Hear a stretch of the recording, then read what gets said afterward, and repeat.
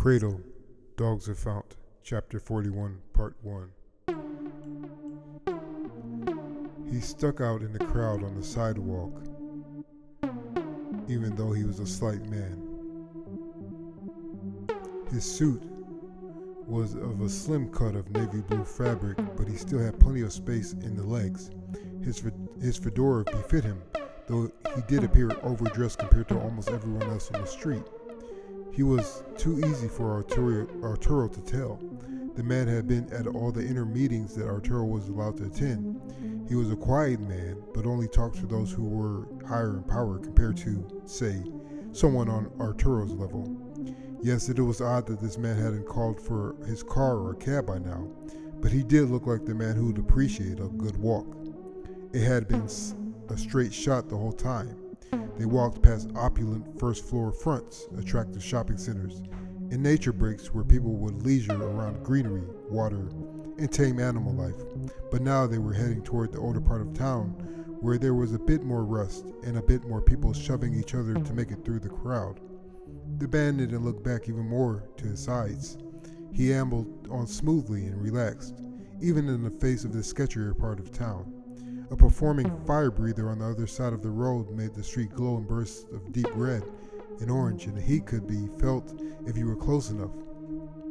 A cart/storefront was selling cooked whole chickens hanging from hooks and dripping in grease and what Arturo thought could be teriyaki sauce. It smelled absolutely delicious, and still the man kept walking without so much of a glance. Ahead on the right side of the street were young men in suits, some with their sleeves rolled up, hanging around or leaning on a very expensive-looking supercar. It curved on the haunches and angled at the front and rear.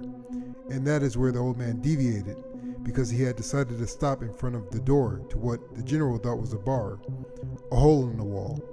Then, in the oddest way, the skinny brown man turned towards Arturo, looked him in the eyes, and grinned. He then waved the general to follow him into the bar, and the man disappeared inside. The general looked around to see if he was being tailed too, and after studying the crowd, it looked as if he was alone. Even so, this young woman with her hair in two buns was cracking up, and for some odd reason, Arturo was thinking it was meant to disarm him. Yet, the question remained if he should follow the man into the bar and risk his life or lose a powerful source for his work. There really wasn't a choice if he were to run. If he was already being targeted, he would die running from the answers instead of running toward them. So he loosened his collar and shook off the stress and walked to the bar door, opening it with the smell of whiskey and old wood flooring greeting him as he left the sidewalk. Inside, the man was at the bar to the right with a smaller glass and brown liquor in it, and one cubed ice piece touching the side of the glass. Arturo nodded at the man and sat next to him. "Cola on the rocks," Arturo ordered from the bartender with the thick graying hair and broad face. "Drinking problem?" the man asked with a smile. "That obvious?" Arturo said with a slight smile. "Maybe you shouldn't be in a place like this," the man said casually. The bartender set down Arturo's drink in front of him.